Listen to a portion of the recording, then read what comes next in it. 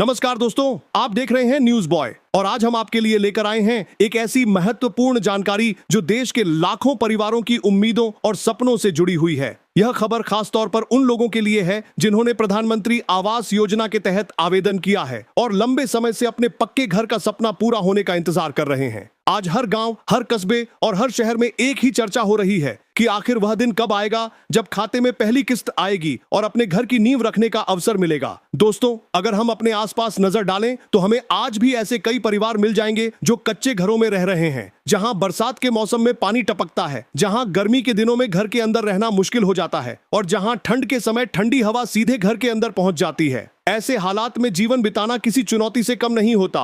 खासकर छोटे बच्चों और बुजुर्गों के लिए यह स्थिति और भी कठिन हो जाती है। यही कारण है कि जब सरकार ने प्रधानमंत्री आवास योजना की शुरुआत की तो यह योजना लाखों लोगों के लिए उम्मीद की एक नई किरण बनकर सामने आई। इस योजना का उद्देश्य सिर्फ घर बनाना नहीं है, बल्कि हर परिवार को एक सुरक्षित और सम्मानजनक जीवन देना है। क्योंकि जब किसी व्यक्ति के पास अपना घर होता है तो उसे एक अलग ही आत्मविश्वास मिलता है। वह अपने परिवार के भविष्य को लेकर ज्यादा निश्चिंत महसूस करता है और समाज में उसका सम्मान भी बढ़ जाता है। यही वजह है कि आज हर जरूरतमंद परिवार इस योजना का लाभ लेना चाहता है और अपने सपनों का घर बनाना चाहता है। पिछले कुछ समय में इस योजना को लेकर कई तरह की खबरें सामने आईं।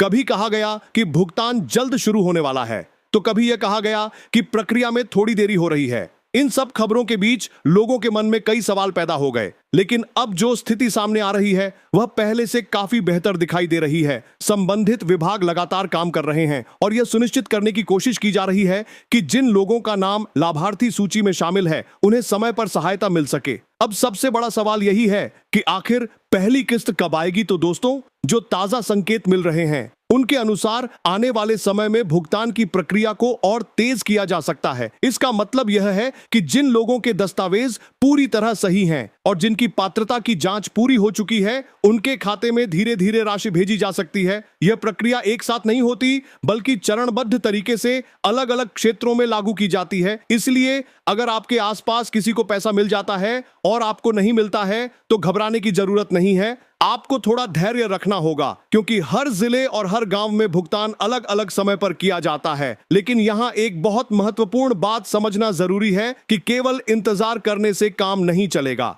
आपको खुद भी अपनी जिम्मेदारी निभानी होगी। आपको समय समय पर यह जांचना होगा कि आपके दस्तावेज सही हैं या नहीं, आपका बैंक खाता सक्रिय है या नहीं, और आपका आधार कार्ड बैंक खाते से लिंक है या नहीं। क्योंकि कई बार छोटी सी गलती की वजह से भुगतान रुक जाता है और फिर उसे ठीक कराने में काफी समय लग जाता है। आज के डिजिटल युग में यह काम पहले से बहुत आसान हो गया है। अब आपको सरकारी दफ्तरों के चक्कर लगाने की जरूरत नहीं है। आप अपने मोबाइल फोन से ही अपनी स्थिति की जानकारी प्राप्त कर सकते हैं और यह देख सकते हैं कि आपका नाम सूची में है या नहीं। अगर आपने अभी तक यह जांच नहीं की है तो तुरंत करें, क्योंकि जागरूक व्यक्ति ही अपने अधिकारों का सही लाभ उठा सकता है। अब बात करते हैं उस आर्थिक सहायता की जिसका हर लाभार्थी को इंतजार रहता है। इस योजना के तहत सरकार की तरफ से आर्थिक मदद दी जाती है ताकि गरीब और जरूरतमंद परिवार अपने घर का निर्माण शुरू कर सकें। आमतौर पर मैदान क्षेत्रों में रहने वाले लोगों को लगभग 1,20,000 रुपए तक की सहायता दी जाती है। यह राशि अलग अलग किस्तों में दी जाती है। पहली किस्त मिलने के बाद लाभार्थी को अपने घर का निर्माण शुरू करना होता है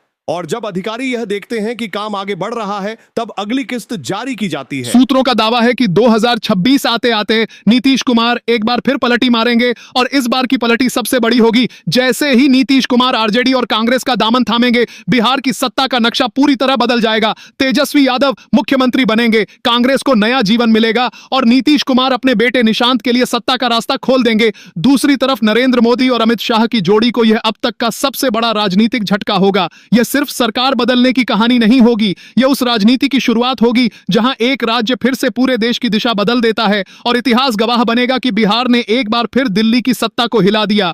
अब तस्वीर पूरी तरह साफ होती जा रही है। तेजस्वी यादव इस वक्त शांत नहीं हैं, वह गुस्से में हैं और यह गुस्सा किसी भाषण का नहीं बल्कि सत्ता से बाहर रखे जाने का है, युवाओं के भविष्य के साथ हुए धोखे का है, बिहार को सस्ता मजदूर बनाने वाली राजनीति के खिलाफ है। तेजस्वी यादव पलटू चाचा कहे जाने वाले नीतीश कुमार का का मन पड़ चुके हैं। वह समझ चुके हैं कि नीतीश कुमार का सब्र टूट चुका है, कि भाजपा के साथ निभाया गया रिश्ता अब बोझ बन गया है और यह भी तय है कि बहुत जल्द वही नीतीश कुमार भाजपा को झटका देकर तेजस्वी यादव के पाले में आने वाले हैं। तेजस्वी यादव जानते हैं कि यह निषेध नहीं बल्कि तय सियासी स्क्रिप्ट है और इसी भरोसे ने उनके तेवर और ज्यादा आक्रामक बना दिए हैं। यही वजह है कि अब तेजस्वी यादव सिर्फ बयान नहीं दे रहे, अब वह खुलकर बड़ी बड़ी घोषणाएं कर रहे हैं। वह साफ कह रहे हैं कि सत्ता में आते ही बेरोजगारी पर पहला और सीधा हमला होगा, सरकारी विभागों में खाली पड़े लाखों पद भरे जाएंगे। बिना देरी बिना बहाने बिहार के युवाओं को अब दिल्ली मुंबई सूरत पलायन नहीं करना पड़ेगा।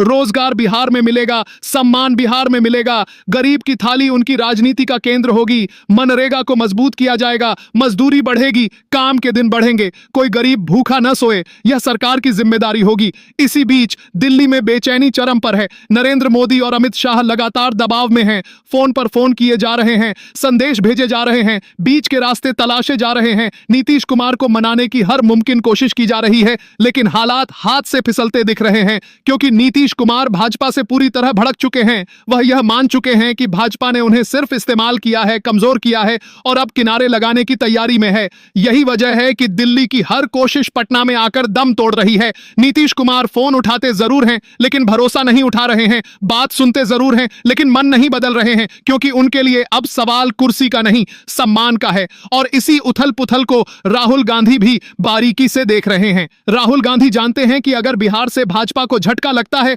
तो उसका असर सीधा दिल्ली तक जाएगा। यही वजह है कि कांग्रेस तेजस्वी यादव के नेतृत्व को लेकर पूरी तरह सहज है और पलटू चाचा नीतीश कुमार के साथ आने के लिए भी तैयार है। गठबंधन की जमीन तैयार है, सरकार का खाका तैयार है और जैसे ही नीतीश कुमार अंतिम फैसला लेंगे, बिहार की सत्ता का चेहरा बदल जाएगा। और यह बदलाव सिर्फ सरकार का नहीं, बल्कि उस राजनीति के अंत की शुरुआत होगा जिसने बिहार को लंबे समय तक पीछे धकेल कर रखा।